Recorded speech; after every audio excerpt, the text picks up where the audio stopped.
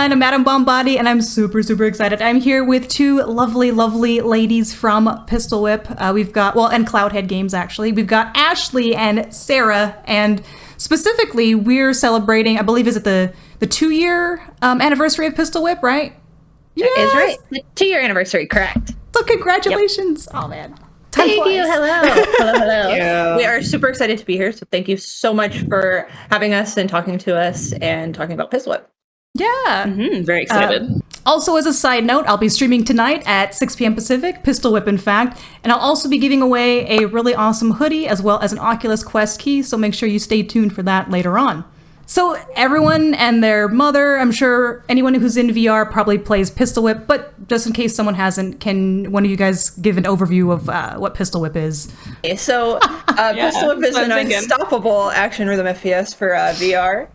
It basically makes you John Wick, and you kind of travel through a cinematic bullet hell to a breakneck soundtrack to become the ultimate action hero legend. Unstoppable action hero legend. So yeah, it's an action rhythm FPS. So definitely some music elements, some action elements, but what we really want is just people to feel like awesome action heroes when they hop in, and kind of whatever that looks like to them. Yeah. And you guys do such a great job with it, by the way. Every update that comes out, I'm like, how can they top the last one? I'm like, oh, they did it. They nailed it. Thank you. Thank you so much. That means a lot here. So tell us a little bit about Cloudhead. Like, when was it founded? How many people are, working at the studio now? That's a pretty good one for me too, because I kind of know the running. I don't remember when it was founded. It was like 8 years ago. 2013. So Cloudhead was founded in 2013 after a successful Kickstarter campaign. And what was in the second part of that question? Oh, just like how big the Cloudhead team is currently. Right now we are 28 strong, and we're always growing. We're actually currently hiring, so make sure that you check out our LinkedIn page and check out the careers there and see what we're hiring for, because we're always growing. Nice. So I guess enough about the studio. I want to hear about you guys. I guess we can start off with Sarah. What is your role, I suppose, in the team, on the team? Well, I recently took over the position of art lead. So thank you. Congratulations. Congrats. Thank you. So now I guess I'll be kind of leading the vision of Pistol Whip into the future, and we'll see what that means. It might mean there's a lot more purple. Everyone was joking about how, I guess Pistol Whip's going to just be 100% purple now. Oh, well. Purple's my favorite color. It's well-known fact about me. It's probably not all going to be purple, I'm sorry to say. But yeah, I'm going to be doing that. We have an awesome animator who joined recently as well, so going to be getting more and more dynamic stuff in there. Before I was art lead, though, I was kind of like the 3D generalist environment artist. So everything from Heartbreaker until now, I actually did the set dressing and kind of like level art for. Oh, nice. That's super exciting. Oh, and congratulations again on the promotion. Yeah, thank you. It's so funny you mentioned purple. You can't, again, see my overlays right now, but it is mostly like pink and purple. I tried to stick with the whole like Pistol Whip color scheme, and I hope you approve. I don't know when you see the final. I definitely approve. Yeah. All right, what about you, Ashley? Oh, go ahead. So I am the social media and community relations specialist for Cloudhead Games. So I oversee all of our social media platforms and kind of all of our public-facing stuff. So if you kind of reach out anywhere on and I do that for Cloudhead as well as for Pistol Whip, and so that's all of our IPs, which we have 3 others in addition to Pistol Whip. So if you ever reach out kind of anywhere with any sort of question or problem or troubleshooting, if you email us or DM us on Instagram or Twitter or Facebook, you're talking to me. So, and I also kind of manage our Discord. I write the patch notes and things like that. I work really closely with the dev team. I kind of act as a link between the community and the dev team, and just kind of try and keep them up to date on what the community is saying, what they want, their feedback, any sort of like, there's a lot of hats kind of in my department. I kind of have my fingers in everything. But yeah, that's kind of my role is for Cloudhead Games and Pistol Whip. So, and I'm also behind the scenes a lot. I feel like it's a very common thread in especially in marketing and community. It's like, my title's technically this, but I do this, and this too. And really, it's kind of like that for everyone. You know, Sarah, even especially this, you know, very recently with the 2-year, has been helping my department a ton, you know, getting assets and getting prepped and helping us kind of do retrospectives and look back at the art and, you know, the level design and the last 2 years and looking at how far Pistol Whip has come. And she's had a lot of tasks that have been very marketing specific. So in a team this small, we kind of all really pitch in and help each other out wherever we need to. Yeah, that's awesome. And I do actually want to ask you guys about this sort of specifically too. Like the latest update that came out, for those of you who don't know, is Smoke and Thunder. I don't want to spoil too much, but it basically has really 2 badass sisters. It's kind of a more of a Western gunslingy theme to it. It does have some new mechanics, I would say, in it. Again, not to be too spoiler, but like horses and barrels. I'll just say that, I guess. But what was the sort of general thought process in behind the mechanics that ended up in the final version, or even just how did you decide on, you know, these particular 2 characters, 2 sisters, Western themed, all that good stuff? Boy, that's a good question. Yeah, Sorry, that's a big one. That's a big one. Well, so I can say one reason we went with the theme, I suppose, is we were kind of originally thinking of doing sort of like a Western Demon Slayer kind of thing. And then we're like, oh, maybe that's too much. Pistol Whip at its core is sort of a campy, cliche, simple tropey game. So let's keep it simple and just go with Western stuff. So that's kind of why that happened, I suppose. And everybody, I think, Ashley can speak to this a little bit better than me, but the community really wanted revolvers in the game. So we're like, oh, well, this is a great opportunity for us to get revolvers in there. And then the boomstick, yes, aka electric shotgun type thing, was pretty fun to work on. Yeah. Yeah, it just made such sense together, right? Like boomstick and revolver. And like you're saying, number 1 requested was 6 shooters by the community. It was that's the weapon that we want. We want 6 shooters. We want 6 shooters. We want 6 shooters. So I guess it's hard to find a theme otherwise where 6 shooters would make sense, right?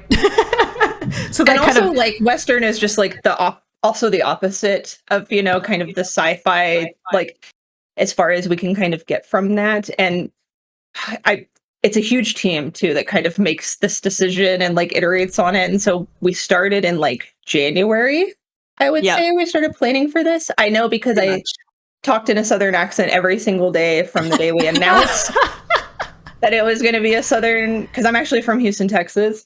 And I actually got to help. I was an assistant writer on the narrative for Smoke and Thunder. So I actually wrote quite a bit of the script, and a lot of it is based on my childhood and my history and my family. I actually had a horse named Biscuit when I was growing up. And so, yeah, a lot of it is based on that. And it was super fun. I talked in a Southern accent every single day. It was amazing. Smoke and Thunder launched. Everyone loved it. And then everyone else started getting in on it. Yeah, doing Southern accents and saying yeehaw at the end of there was lots of yeehaws. It was a really good time. And it was such a great theme because it's such an easy thing for folks to just get behind, right? It's so much fun. Yeah. To get in character and be a cowboy and become that type of hero and become that trope. So it was just so much fun. Yeah, it was a great time. I think it almost was like extra special to me just because, you know, the lead characters in it are 2, you know, women. Well, I mean, you play as one and you have your sister as the other. I don't want to, again, spoil too much, but that, like, the voice lines for that character and just the attitude put behind it, I loved everything about it. I was like, oh man, like, yeah, this is the kind of character that if I was in a Western, I would want to be, like this badass chick who just doesn't, you know, she's going to get to, you know, point A to point B and there's going to be a lot of dead bodies in the way. Sure. I think that was really important to both of us, you know, and, you know, I have a sister and I really wanted them to have a reason that made sense for them to be fighting and have it, you know, be meaningful. And you don't have a lot of time to tell that story. And I think Sarah too, with like the art direction and just wanting them to be really strong, powerful, badass people, regardless of their gender before anything else, right? Like they are just badass. And before you think about whether or not they're sisters or brothers, you just know that she's dangerous, right? And she's not taking names. So that was really important to me as well. Yeah, same. Yeah, we like the whole team was on board with having at least the female protagonist. But I think Ashley and I were both like really pushing. Honestly, probably everyone was really pushing for them both to be women. But it was important for the team to, you know, have a change. And huge shout out to them too, because they knew there was risk there, and you know everybody was kind of like, yeah, this is what we're doing, and it doesn't matter if folks don't want to play this character, we're going to make them awesome and make them heroes, right? And the whole team was really, really into that, which was super cool. You know, we just knew it was going to be a female protagonist kind of right away. Yeah, it fits perfectly. I mean, I guess I could have. You can see it another way, but this, I don't know, the amount of personality that's put into that character alone, I just can't imagine put into anyone else. You know, it was. Which one do you like better? Role. Who's your favorite? I like the main character. Although I like the sister too, because she's got, you know, like you can understand sort of the rivalry between. I don't know, they're both good, but I guess maybe I'm biased because like you play as the, you know, the main. So it's like, yeah, that's totally fair. Yeah. But actually, speaking of, I guess not only Smoke and Thunder, but I guess particularly Smoke and Thunder.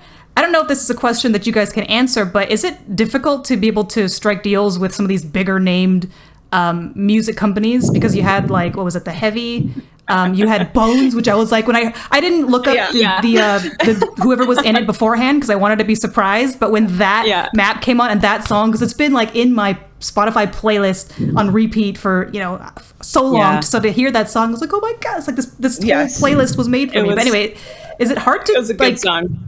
How does one reach out to these companies? Luckily, we don't do that. But I will say that the person who a question came up in our Slack: whose soul did we sell to get the Bones UK song? And the person who does the licensing said mine. I'm gonna throw Joel out there and just say Joel is incredible. Yeah, Joel's great, and he is our you know, sound designer, and he is an audio wizard, and he puts in a lot of work and listens to just endless music. We listen to everything that people request. If you request it to me somewhere in a channel, it goes into the list and it gets shared, and we listen to all of it. And when it's time to do the licensing, he works very long hours and he works very hard. So thank you, Joel, for all of the amazing music that's in Pistol Whip, because it is due to a lot of effort on the, and it is, you know, Joel's pretty much the team, and he does kind of all of the music and the sound, and he does the voiceover and the sound effects and all that good stuff. So and with each update, it gets even better. Like I said, I don't know how you guys can keep outdoing yourself, but we don't know either, and we can't guarantee it's going to keep going. So let me just you never know. No, I'm just kidding. And that's kind of something that we really try to do, is like, what can we do next time that's going to be even more awesome? And I think that's kind of why Pistol Whip is where it is at this 2-year mark, right? It's like, what can we do now that's even better? Like, we did all this. What can we add next time? Well, even going from the more I don't know what to call it, like single map style to having some sort like a campaign almost with story arcs, like that was a huge change. But it was, and at first, when I first heard of it, I was like, I don't know, it seems kind of weird. But then when I played it, I was like, okay, they did it. This makes sense.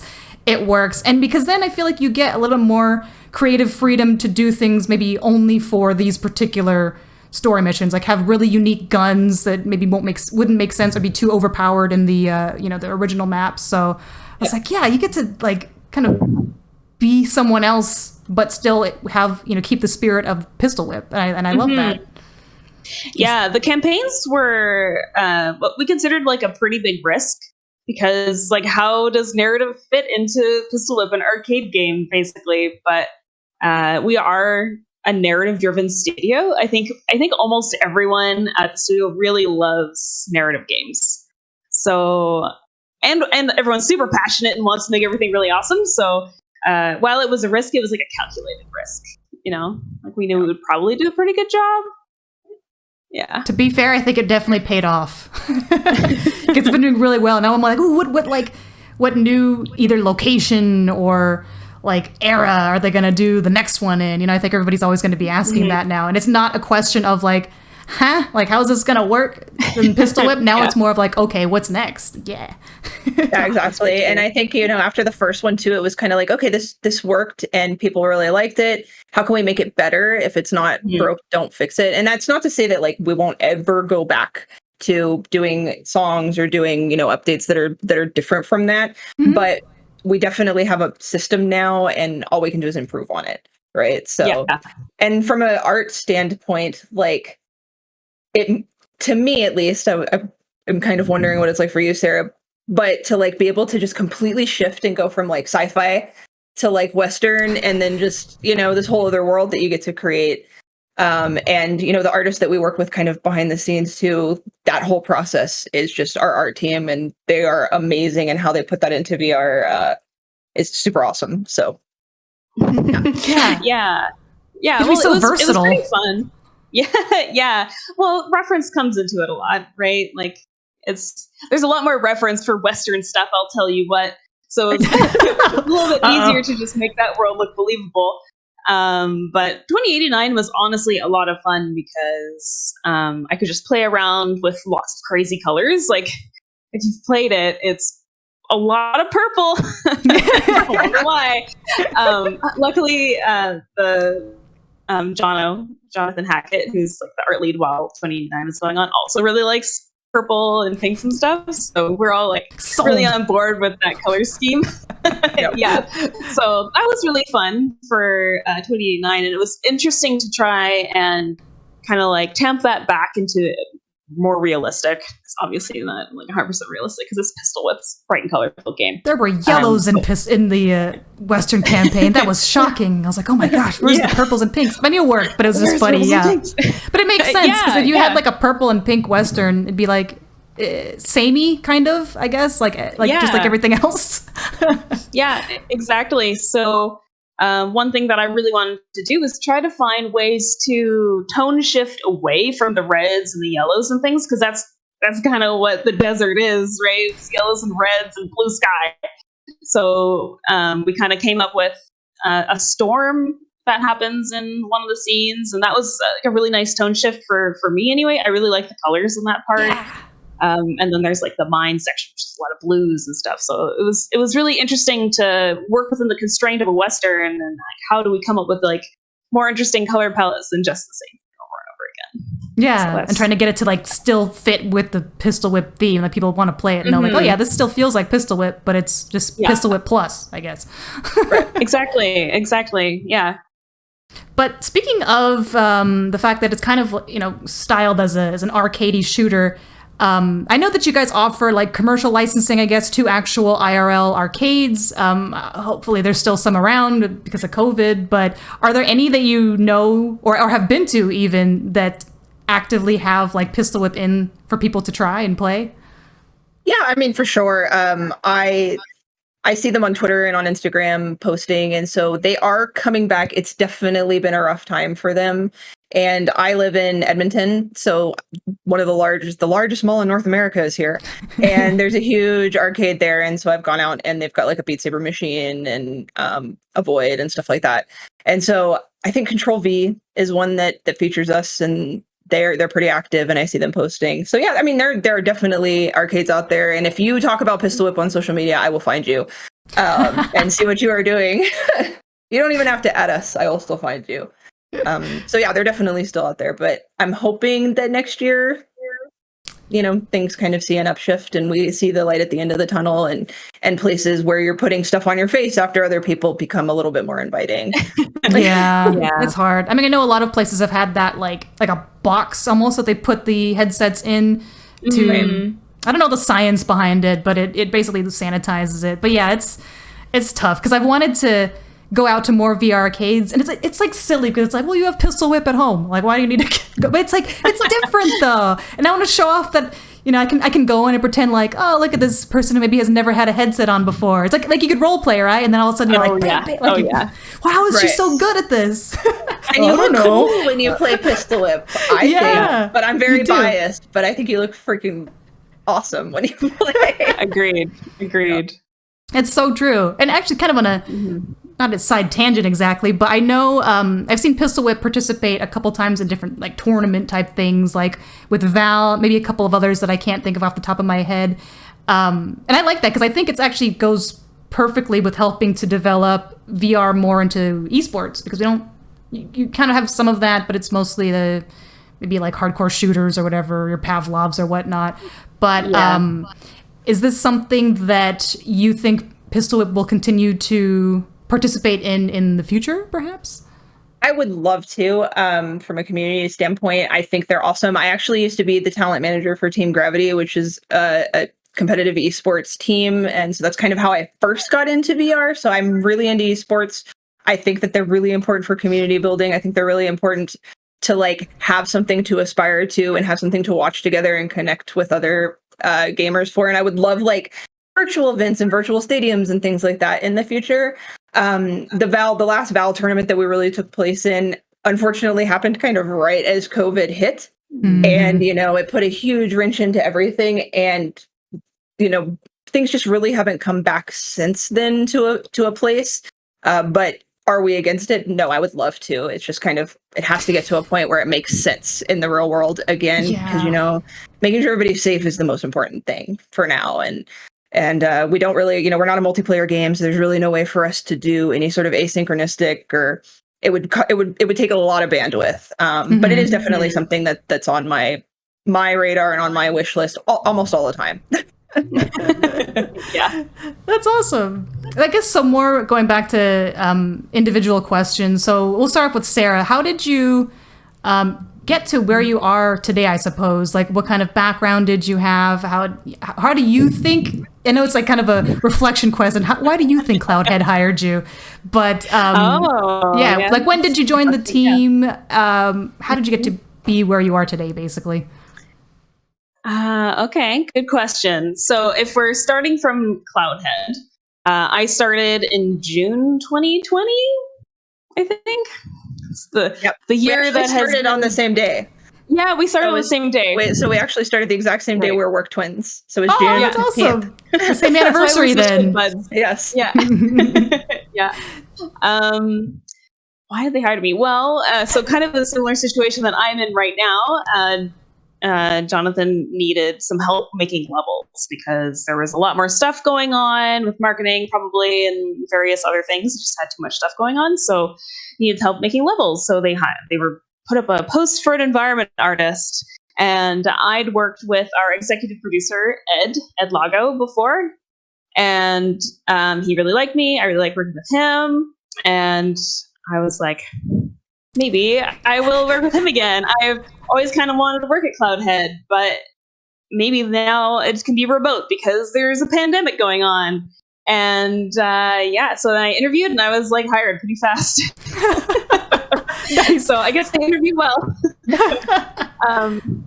But yeah, before Cloudhead, I worked at a company named 𝐂𝐻𝐿 back in 2015, right when VR was like still pretty new, and they were like everything was like Google Cardboard or like DK2s if you were hardcore. Yeah. So I've actually been working in the VR space for a long time, like 6 years. And I worked at another company called Metanaut before Cloudhead, working on a little kind of puzzle game. So I guess that's kind of how I got to where I am now. I've got a lot of VR experience. I worked in games before 𝐂𝐻𝐿, but it was like a mobile game, and I went to school over in Vancouver to do stuff. Always been an artist. And I was like, how do I make money and make art? And that's the struggle, right? So starving artists. That's the struggle.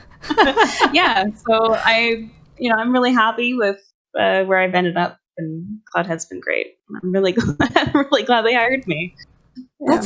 I love that so much. I do love seeing, more women getting into gaming, not just video gaming, playing games in general, but actually in the workforce, whether that's going to be, marketing, community management, art development, all of that, all important. It always just gives you the warm fuzzies. I can't help it. For sure. Yeah, I feel the same way. But I guess same question to you then, Ashley, because I know you did maybe still do, I know we're kind of in the very similar boat of like, well, I'd like to stream more. You know, did do a lot of streaming, and then, you know, eventually got hired on by Cloudhead. But what was kind of your history before Cloudhead, I suppose? Yeah, so I actually was in pharmacy, and I did pharmacy for a long, long time. And I was always a gamer. I was always into tech. I had VR, but shortly after I got VR, I had some issues with my spine. Just shortly after I got VR, my spine kind of collapsed onto itself, and I lost the use of my left leg. I was in a walker for 7 months. I was unable to walk unassisted at all. Oh, so I had spine surgery. Yeah.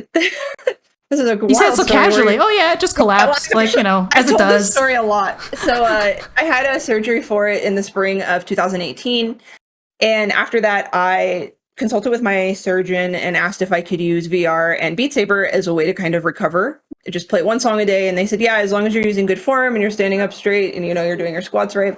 So I started playing one song a day. You know, I used to play like a lot of flat games, and I was kind of streaming. Once I could play for about an hour, I started streaming it to my friends that didn't have the tech, because I wanted them to see the difference it was having in my life. You know, because it was so wild to me. And I remember after, you know, once I could play for about an hour, I started streaming it. And very quickly on Twitch, my stream became very successful, right? My community started rapidly growing, and I realized that that was what I wanted to do. That VR was, that I wanted to, this is going to sound really cheesy, but this is really what I believe. I actually said to my partner at the time, I remember saying, this is what I'm supposed to do with my life. This is going to change the world. I'm meant to change the world, and this is how I'm supposed to do it. You just have to trust me. In 2 years, everybody in VR is going to know my name. And they said, okay, I trust you. And I took a year leave from work, and I went streaming full time. I started writing articles freelance about VR. I started going to conventions and doing large scale real life meetups, and, you know, covering, you know, when VR specific events would happen. And then I became kind of the talent manager for Team Gravity. And I went out to the VR World Finals in the UK. And, you know, did some events over there. And then I actually got flown out to Oculus Connect by Oculus as part of like the community builder stuff and part of Team Gravity to do some stuff in 2018. I actually played Pistol Whip there. And I actually met Denny there before I worked at Cloudhead. And then I started a podcast, you know, and I was just doing all this because I needed people to know about VR. I knew it was going to change the world. I understood it was, to me, it's the future of computing. And I think everybody needs to know about it. I think everybody should have access to it. And then I had Audio Trip. I had the studio that was making Audio Trip on my show. And they said, do you want to work for us? Contract. And I said, sure. So I worked for them. I was doing contract work for them for about 6 months. And then I had Cloudhead on my show when they were launching. And then Cloudhead reached out to me and said, do you want to work for us? And I was like, sure. And so I was so busy that I did not apply for really either of them until somebody came to me and was like, please apply. And like, a huge shout out to Anthony, who's a designer and writer at the studio, because he really hassled me and was like, you really need to send in your cover letter. You need to send in your resume. You need to apply. The deadline's coming up. And I was like, I am so busy. And then I ended up actually, because we were launching on Quest Audio Trip, I ended up actually working contract at Cloudhead and launching the Quest version kind of simultaneously before coming over full time. And I started that in March, and then I joined kind of at the same time Sarah joined, and that was in June of. And man, this is like the best place, you know, like because it was like. And I remember when they approached me too. I went to my dev team, because Audio Trip was a team of 3, me and the 2 devs that were married, and I said. You know, we were in tears, and I said, I'm so sorry, but like, this is like my dream, and I love you so much, but like, there's so much opportunity here. And they were like, of course. And we're still great friends. You know, they still send me birthday cards, and they're wonderful. It's so hard when you like so many things and so many people and so many companies, but like, there's only one of me. It's super hard. They said, well, they actually said, we'd like you to find us another you. And so my replacement was my community manager from my Twitch community, who's also named Ashley. I said, I found you another Ashley. That's funny. So it's close. But yeah, Cloudhead has been incredible. And I'm super we always have more stuff planned. So I'm super excited about what I'm allowed to do here and what I'm going to be allowed to do in the future, hopefully forever. Yeah. I like that though. Because it's like super, I mean, other than obviously the horrible spinal injury that you had, like everything else was completely. I'm doing great, by the way, and you would never know. And you would never know. And I can walk completely unassisted, and it's awesome. So, but I mean, man, sorry. No, getting from just I think so many people don't realize where content creation and like streaming, YouTubing, whatever can really take you. I think most people think it's kind of an end all be all, and like, well, I guess you kind of put yourself in a box and you don't allow yourself other potential opportunities. Like, I'm kind of in the same boat. I would have never thought I could be a community manager for anything, but when you think about it, all the things that you're doing when you're streaming or YouTubing, like you're kind of doing a bunch of roles at once anyway. You're like an audio video person, you're like a designer for your own stuff. Is incredibly valuable for community social media. If you're running your own brand, if you're running your own community, you're doing the same thing that I kind of do on a daily basis, 100%. So it can be done. It can be done if you check the job postings, because we're looking for people like you all the time. Yep. Very valuable people. Yep. Like on the artist side then, because I like highlighting different opportunities that people can get into when it comes to, game and game development. So you started off as a 3D generalist, right, Sarah? Correct me if I'm wrong. Roughly, yeah. I've always worked for small companies, so it's always just been a generalist role, whatever it is. Yeah. So how would you, I guess if you were to give advice to somebody who wants to work in these same roles, like did you have to go to certain courses or classes, or are there any certain softwares that you recommend people really master to successfully do these positions? Or yeah, so I went to a school in Vancouver called the Art Institute of Vancouver, which was eventually bought out by LaSalle, so now it's LaSalle College, but I think they teach the same thing. I don't know. I did a program called 3D modeling for animation in games. I don't think you necessarily need to go through like a super expensive $60,000 for 24 months of education kind of program, but it did help me, and I do think it's really helpful for getting to know people. About networking, honestly, the N-word. Yeah, the networking, honestly, like for me, the ways I've gotten almost all of my jobs except for my first job, which was like I was out of school, so I didn't know anybody who was really working in the industry, has been because somebody at the company was like, hey, you seem cool, like we're looking for somebody like you, please interview nepotism here. And then Yay. yeah kind of you cut that out. Me saying it, well, but it is a little bit right, like some of it is getting yourself out there, right? Yeah, like I don't know that it's necessarily like nepotism so much, because I think that's more like a no it's like networking, right? Yeah, it's networking. It's just another bad word. Yeah, so I like to think of networking as like making friends, because if you turn networking into making friends and not being a jerk, I'll say jerk, then it goes really well. If you're only in it to like get jobs, then people can usually see that and you're like, oh, I don't really, why would I recommend you to work at my company if you don't actually care about the company? You just like want some sort of job or whatever. Yeah, you actually have to get along with the rest of the team. Like, unless you're doing a solo thing, you're going to be working with other people, and they're gonna have to. I don't want to put it. They have to deal with you. Yeah. So yeah, that's the way I like to think about it. Anyway, we can certainly cut out a lot of that, but whatever. So my actual recommendations for getting into it, it's really helpful if you know Maya, or I guess Blender, because Blender is open source, so you don't actually have to pay for it or anything like that. And it's a super great program. I unfortunately don't know how to use it. I really want to learn Blender because it's open source, and that's awesome. But if you know those two things, it's probably pretty good. Some people like 3ds Max, but Maya's getting a lot of the tools from it, and Maya is more industry standard. So definitely recommend Maya.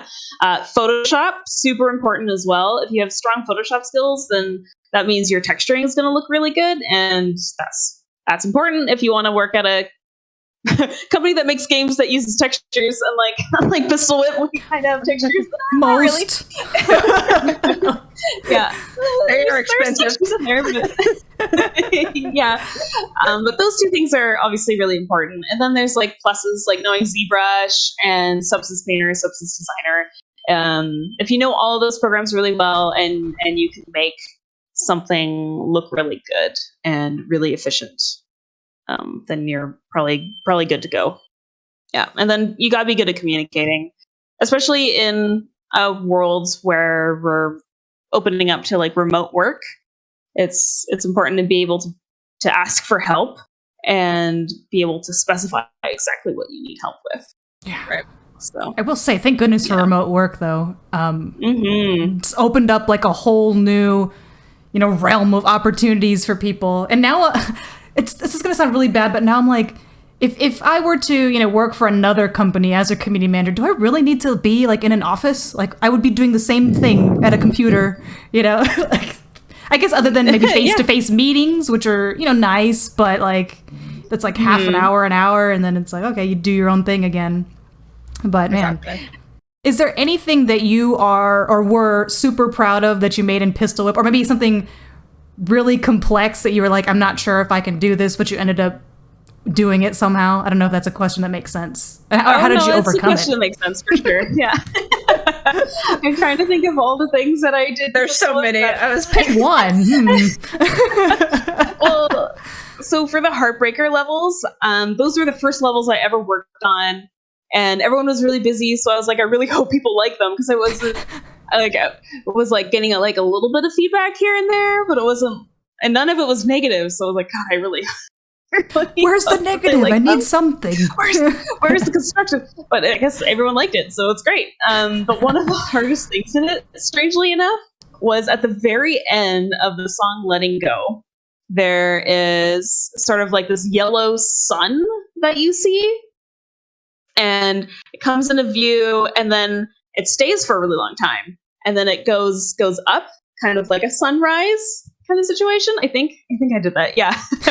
It was so hard to do because the tools that we have are really focused on optimizing the levels. So we don't load in a lot of the geo like all at once, and it gets like culled.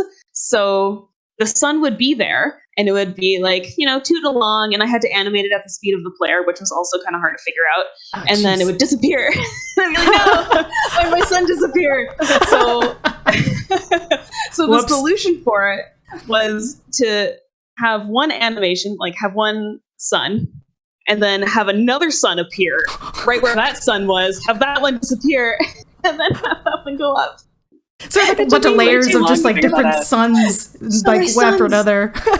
Yeah. So that was one of my first big accomplishments, I gotta say, working at Cloudhead. But see, like, it's all these little things that you wouldn't expect. Because as a player, you're just like, okay, cool, I'm going through the map, yeah, it's nice. But like, all of the stuff behind the scenes that you don't know, it's like even, I don't know, just as an example, something as little as, a character maybe running across a screen, or like, them being up here and shooting down, like, that's not simple. It's not just like a drag and drop and there we go. So I can always appreciate them, like, even the more complex things, I'm like, I can't even figure out how the simple things work, let alone like, this exploding barrel thing now that I didn't expect, so now I'm gonna have to play through the beginning. I'm not salty. Yeah, we're trying to figure out how to make them obvious. We're like, well, I'll just hope for the best. I think it's just me. I'm like, I just get so focused. But then like once you figure out the mechanics, it's like, oh, okay, that's new. It was unexpected. So I'm like, oh, now I know what it means next time. But that also was a super, I don't know, I enjoyed that a lot. But I also have maybe like a question or two. I don't want to keep it too long for Ashley. And this involves like, God, I know we hate the term like influencers or like, I don't know, content creators. The term influencer. Let me just say that out there. Okay, so let me just say this. I have something to say about this. Okay. Everybody is influenced in their life, and you are influenced by your friends in every decision that you make. And that is all that an influencer means. It's just somebody that has a lot of friends and that influences a lot of people in the choices that they make. And I think that we need to get rid of this whole, like, I hate the term influencer. I love influencers. I depend on them. I look at reviews every time I make a purchase. if I go to Amazon, I scroll all the way down. Like, I am very influenced by the data that's out there that other people have. And so I personally don't dislike that term. I think it's a really accurate term. I think that streamers and content creators and people that we trust in the spaces, that occupy the same spaces as us, I think it makes perfect sense to allow them to influence the choices that we make, right? Because we know that we can trust them. Yeah. And so yeah, I just want to say that because I do love I don't hate influencers, and if you're an influencer, please @ me so I can give you a follow.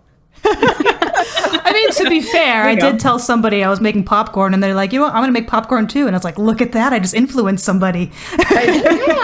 Where's my affiliate number for popcorn? You can influence people for good, right? Like, we can be positive influences in the world around us. And absolutely. I think that we need to take that responsibility seriously and look at it in a good way.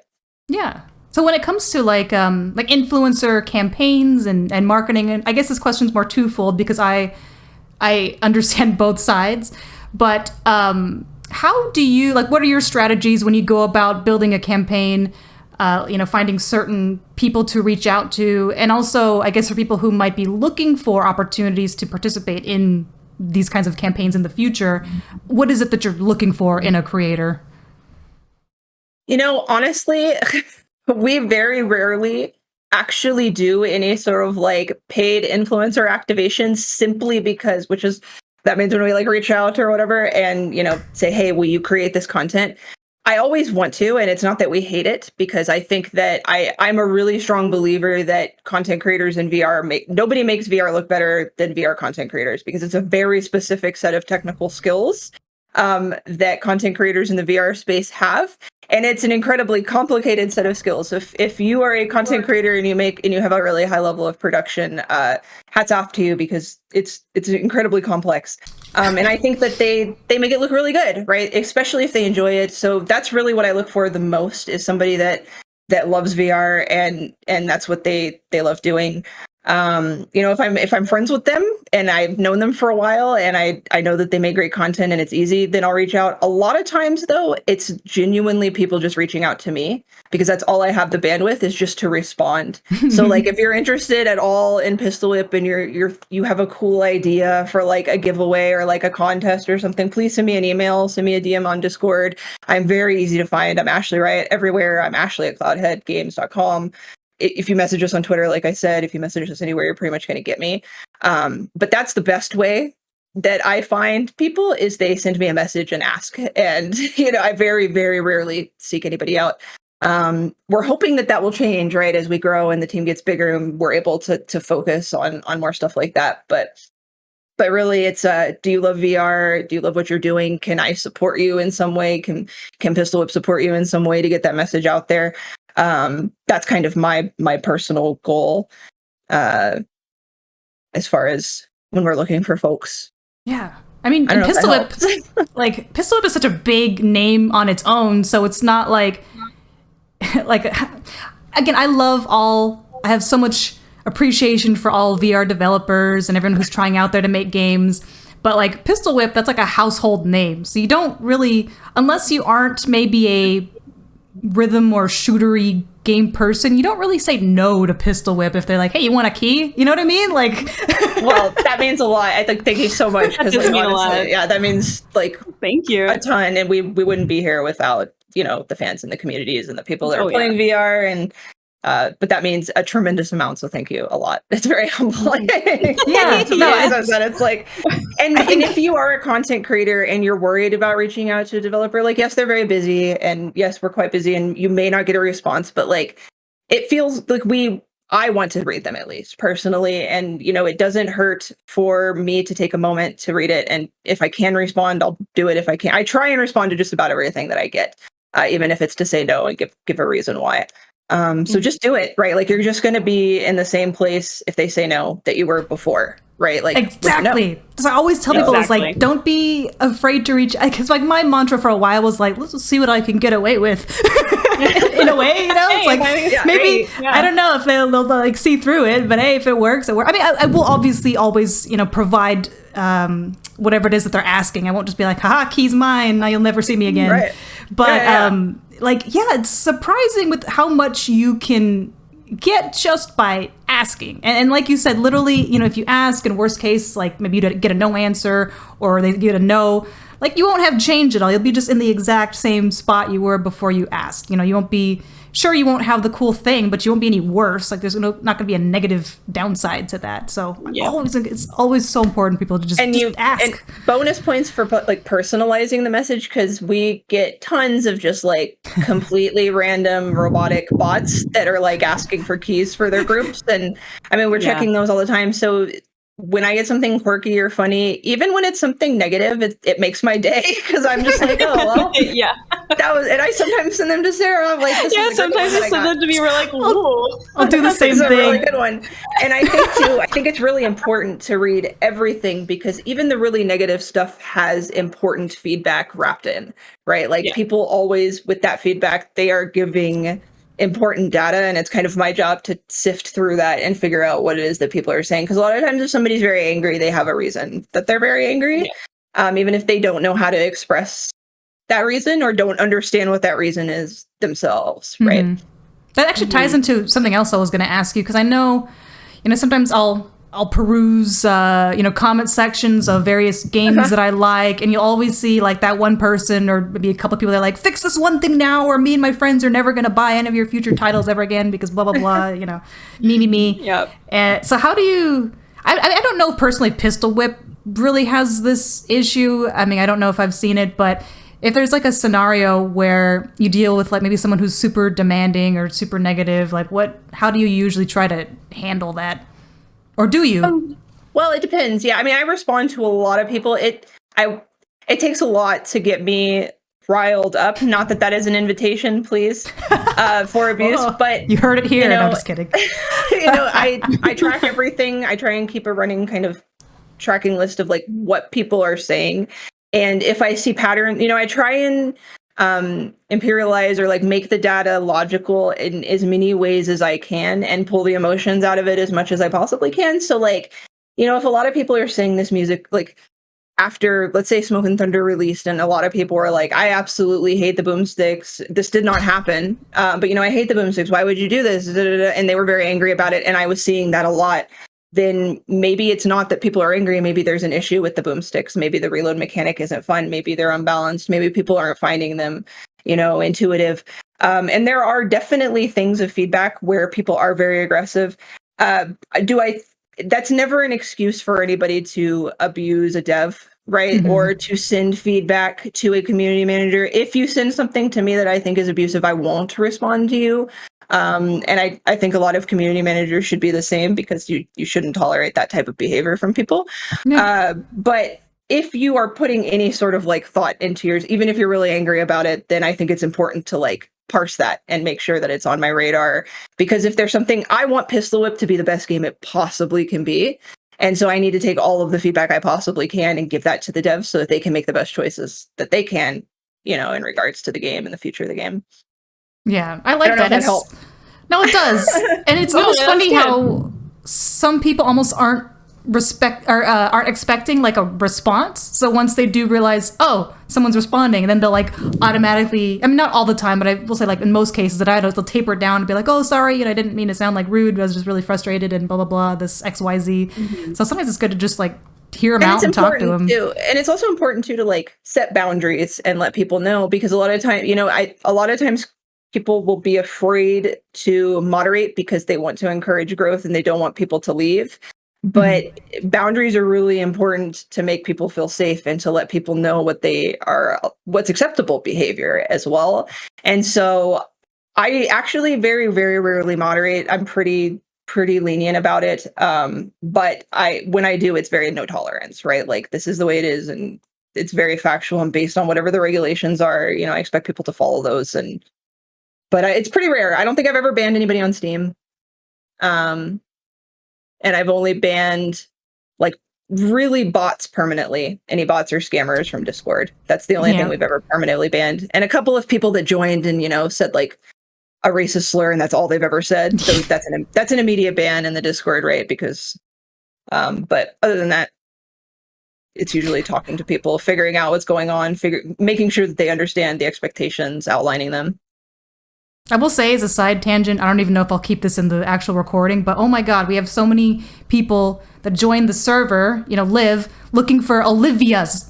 They're like, oh, is this a server for Olivia's, or is Really? Liv here? Does that really happen? Yeah, Oh and my I'll get gosh. DMs sometimes. This one guy, because sometimes I'll be nosy, like, who's this person? Do they look like they're into VR? Click on his profile, click on the banner. Banner is just like, I love Liv. So at first I thought he was like a Liv super fan, but no, he was just really obsessed with somebody named Olivia. Yeah, and I was like, oh no, like it happens sometimes. Like we're not actually a server for people named Liv. We're a VR tech company. I don't know. Weird. I had to pull us out of Discovery. No, I had to pull the server out of Discovery because I did too. That's where we were getting so many, scammers and, people trying to fish. And that's the other thing too, right? Like you can't risk your members' safety in hopes that you're going to attract people, right? Like you have to put their safety and make sure that they feel like they have a place they can connect about Pistol Whip or whatever they are there for, without their accounts being in danger as well. So we pulled ourselves out just because that was so. If they want to find us, they'll find us. And you do, because you want them to be there for a reason, not just because they happen to find you on because when we were in Discovery, I had that issue too, where it's like, what is this server? I'm like, why did you join it if you don't know what it is? Yeah, like, exactly. I don't understand. Did you just do this to every server ever on the Discovery thing? It's like I can understand joining a server, checking it out, and be like, nah, this isn't actually for me, and then leaving. Right. But no, they actually ask the server, what is this server? Even though, we've got, we try. I'm sure every server has the rules and their, general thing on what they're about. Some even have bots that when people join, they'll be like, hey, this is a server for blah, blah, blah. But just I want the information. I don't know what this is. Tell me what it is now. Gimme. That's so funny. I don't know. I could go on a whole other episode just on weird Discord encounters, but I'll save that for another time, maybe. Yes, thank goodness for moderators, right? Like our mod team is so good, and I do not know what I would do without that. Like our whole community is so good, really. And I am a disappointment because I never have enough time, and I have this massive. I'm so sorry, friends. I have this massive list of things I want to do for them, and I think about it every day because it's in its own little thing. But yeah, they're great. And I really don't know what I would do without them. They do pretty much everything. So I guess fun question. Well, I don't want to take up too much of your time because I know we all, as much as we could probably chat for hours and hours, we've all got stuff always at all times. But I wanted to throw you guys just a random fun question. I guess maybe besides Pistol Whip, okay, what would you consider your favorite video game of all time? Hopefully it's not too hard of a question. You can, if it's easier, you can do maybe up to 3. Yeah. 2 or 3. Well, I always kind of put Journey up at the top, made by that game company, because that game makes me cry every single time. It's just what is it? Did you say Journey? Journey. Okay. Yeah. They're you got the rogue. Oh, you gotta play it. It's only an hour and a half. It'll make okay, I'll play it. I like to cry. I've heard about it, and that's why I've purposefully. I'm I have to be emotionally ready to. There's certain games where you've heard things about, and I'm I have to be ready to cry. I'm not ready right now. Yeah, be prepared for the cycle of life to hit you. Oh, I'm ready all the time. I want suffering. I forget to blink sometimes, so I'm maybe I should just play something that'll make me cry, so it gets the ducks working again. I don't know. Yeah. Other than that, I mean, I always like Zelda games. I'm a big adventure game kind of person. Mm-hmm. Which Zelda, if you had to pick one? So I don't know that I could pick one, but it'd be Wind Waker or Twilight Princess, maybe. Between those two, I do really like Breath of the Wild, but Breath of the Wild for me didn't have the Obviously, it had a rich world, but it didn't have the same kind of rich world that Wind Waker or Twilight Princess had, where there were real reoccurring characters in every town, or everyone kind of had a story. Wind Waker, Breath of the Wild is just so expansive and so big that a lot of the mechanics and things were really samey throughout all of it, which again, not necessarily a bad thing, but it when I was a kid, I would play Ocarina of Time.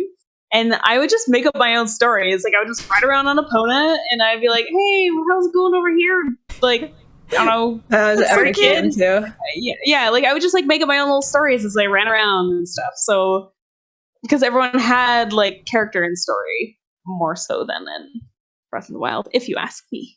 Right. I've always kind of wondered, I don't want to like not get Ashley's favorite game or anything, but is it hard to, I mean, because you're so involved in, you know, art and design of games, do you like almost play games or see them in a different light now because you work in sort of that industry? Yeah. Is it bad? I do. Is it I good? do. It can go either way. So I don't actually play like a ton of AAA, like hardcore, super graphics games. But I did play the much maligned Cyberpunk 2077 because I'm a sucker for Cyberpunk stuff. And like when I was playing, I was like, oh, it's so pretty. Like I'd be like, oh, like they actually did a really good job with like certain like character things, and like during like the character creator, I was like, oh, it's cool how they deform this stuff. Like, so I do really get into it. I'm gonna knock on Zelda Skyward Sword. While I was playing that game, oh my god, like like there are just so many like graphical errors in that game for me. It was like You're really Nintendo. What are you doing? What are you doing? Yeah, like the terrain. There are so many like texture scenes in it, and I was like, "What the hell, guys?" Like, I'm expecting a good game here. So, Good company in good ways and bad ways. Yeah, my boyfriend's a gamer, and he was like, "Can you tell the difference when ray tracing is on and when it's not?" I'm like, "I can't really tell." And I'm like, "Yeah, it looks kind of different." Like, yeah, the reflections are more accurate, but like, and you can actually tell. Yeah, See, that would be tell. Yeah, usually the colors get darker and the lights are not as intense. Like there's less bloom, and then the reflections are more accurate. But it's like fairly not minimal huge. in my Yeah, opinion so far. Maybe it'll get cooler. Anyway, that's my hot take on ray tracing. I'm glad I asked you that though. Sword. Yeah, And Skyward Sword. Yeah, don't get me going on Skyward Sword. My controversial opinion for the day. Well, speaking of you, Ashley, we didn't get to what your favorite game was. I don't want to forget. Gosh, or games. That's a hard one. I play so many games all of the time. It's really a problem. Or nostalgic, maybe, if that helps. I don't know. Well, like, yeah, I guess I could say like the games that have had like the most impact on my life. I could probably break those down pretty quickly. World of Warcraft, for sure. I was a really hardcore raider for a very long time, and I learned a lot of social skills from World of Warcraft. All I ever need to know, I learned raiding in World of Warcraft. That's all I gotta say. If you make a mistake, take immediate and full responsibility before anybody else can point it out. That's the number one thing I learned in raiding. The other thing would be probably Halo 2. I played a lot of Halo 2 competitively when MLG was first like inceptioning, and that was kind of my first entry into competitive gaming. I actually helped a lot with like setting up of the first MLG tournaments way back in the day. That's awesome. Yeah. And lastly, I would probably say, I mean, obviously Pistol Whip, but aside from Pistol Whip, Beat Saber. Beat Saber changed my life. Beat Saber is what I recovered from spine surgery for, and I have over 1,000 hours in Beat Saber, and I freaking love that game, and I love the team. And I actually won my Quest 1 from Beat Games. Oh, so I have so that's amazing. When they first launched, I won My Saber story for like how Beat Games changed. So yeah, Beat Saber will always have a place in my heart. I think it's just, you know, what it's done for the space and what they've done in community. I will always look up to them. But that being said, there's so many games that I look up to and that I play, you know, that I go back to and that I think have just done incredible things and that I love for different reasons that I could talk about it forever. Forever. I guess for some, closing out thoughts, basically what platforms can we find Pistol Whip on? I know you guys are kind of multifaceted now, or I don't know. I lose track of all of the different headsets and stores. That's fair. We're on all major VR headsets. So PC, VR, and Oculus Quest. Well. And PlayStation VR. And PlayStation VR. Good job. But the most important question, it's like, I want to find out, where can we find more about you guys? Like, do you have any individual social channels for yourselves, websites, etc.? I guess we can start with Ashley. I am all Pistol Whip now. That is the best way to find me. But like, that's my whole life. But really, I'm in Discord all the time. At Ashley Riott on Twitter, AshleyRiott.com. AshleyRiott@gmail. Just if you want to find me, Ashley Riott with 2 T's. Very 2 T's. important. Ashley Riott with 2 T's. 2 T's. Very important, yes. How about you, Sarah? I don't really have like the social presence that Ashley does. I don't have one. Kind of her job, to be fair. Well, apparently, now those you are expectations. one with Pistol Whip, I guess. So You can't be too. Yeah, I mean, I guess so. Yeah, I've got a Twitter. It's at Sarah Rolls, ROLS, and I have an H in my name.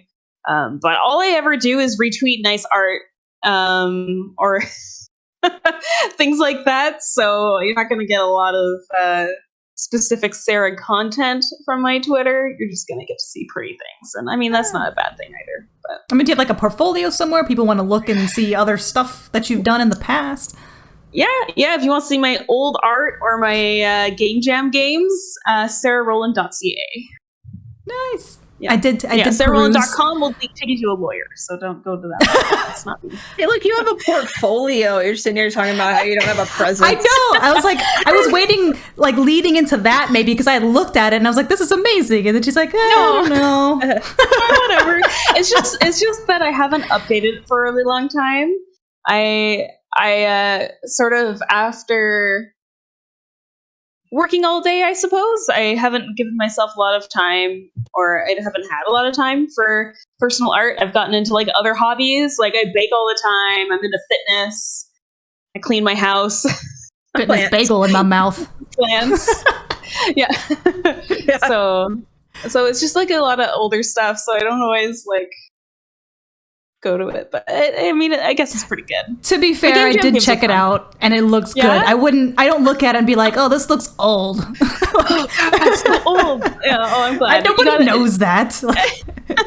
I'm gonna check it out right now. If Crab Soccer is on there still, find yourself a friend and play my local Game Jam, Global Game Jam 2015 game, Crab Soccer. I think it is. I think I saw like that you had a Game Jam thing on your website. Put the zip file up there. Yeah, it's a good time. GOTY Crab Soccer 2015 Game of the Year. Yeah, actually, people still remember it from Global Game. Can you give us the elevator pitch for Crab Soccer? Yes, please do. Okay, so it's a very simple 2D game where you are an orange crab versus a purple crab, obviously. And you're trying to kick a pufferfish ball over the other crab's goal or rock. Awesome. Oh, I'm wow. super into it. And you have jetpacks. Nice. Oh, you should have put that in the beginning of the sentence. My God. Yeah. The crabs have like thrusters. They're underwater, but they can like jet up. It's a great time. It all makes sense. Yeah.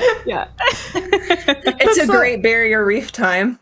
Oh, no. That's why I'm in marketing. Yep.